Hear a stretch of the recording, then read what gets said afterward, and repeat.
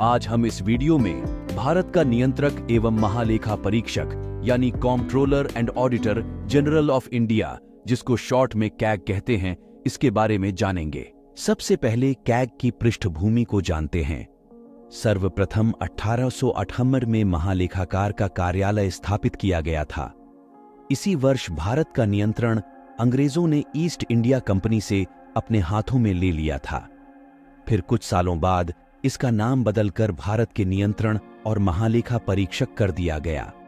भीमराव अंबेडकर ने कहा था कि कैग भारतीय संविधान के तहत सबसे महत्वपूर्ण अधिकारी में से एक होगा, जैसे supreme court, election commission, UPSC, CAG, ये सभी संस्थाएं लोकतंत्र व्यवस्था को बनाए रखने में मदद करती हैं।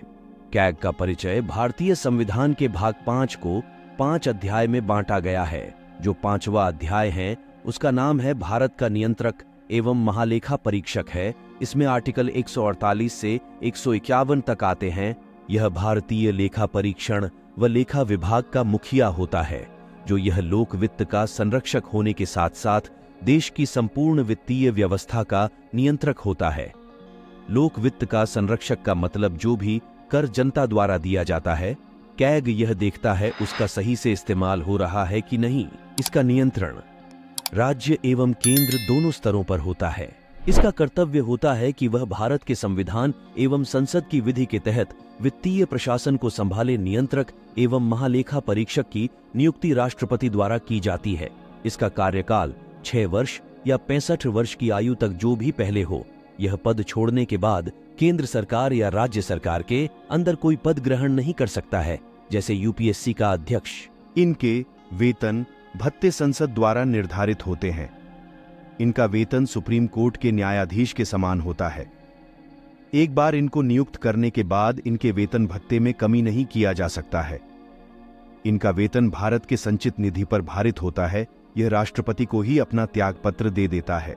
इसको हटाने का प्रोसीजर सुप्रीम कोर्ट के न्यायाधीश के समान होगा। और अब कैग के कर्तव्य और शक्तियों को देखेंगे। पहला नंबर, भारत की संचित निधि, प्रत्येक राज्य की संचित निधि और प्रत्येक संघ शासित प्रदेश जहां विधानसभा हो वहां के संबंधी लेखों का लेखा परीक्षण करता है। दूसरा नंबर, यह आकस्मिकता निधि के लेखों की भी जांच करता है। तीसरा नंबर, केंद्र सरकार और राज्य सरकारों के किसी भी विभाग के सभी ट्रेडिंग, विनिर्माण, लाभ हानि खातों, बैलेंस शीट और अन्य अतिरिक्त खातों का ऑडिट करता है। चौथा नंबर, राष्ट्रपति या राज्यपाल के द्वारा यदि कहा जाए तो यह स्थानीय निकायों के लेखों का भी परीक्षण करता है।